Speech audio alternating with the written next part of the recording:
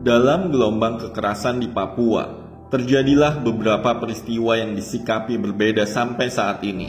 Pertama, operasi di daerah kepala burung seperti Manokwari, Sorong, Bintuni, Kebar, dan Teminabuan sekitar tahun 1965. Kedua, peristiwa kekerasan menjelang Pepera di Erambo, Urup, dan perbatasan pada 1969. Singkatnya, sampai saat ini belum ada investigasi yang mampu menyajikan penjelasan yang komprehensif mengenai terjadinya gelombang kekerasan yang terus-menerus dalam operasi-operasi militer itu terhadap lapisan luas dalam masyarakat Papua, khususnya tekanan yang lebih keji terhadap kelompok-kelompok politik yang dianggap menjadi ancaman atau musuh oleh negara.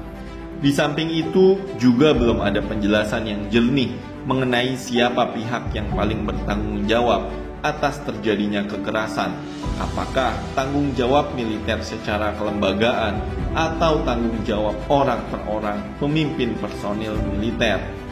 Perlu juga mempertanyakan bagaimana posisi pihak-pihak sipil di Papua seperti Golkar yang mendominasi birokrasi dan DPRD Papua pada kurun waktu tersebut. Selain itu, bagaimana pula peran dari gerakan-gerakan perlawanan seperti OPM dalam rangkaian kekerasan yang terjadi tersebut?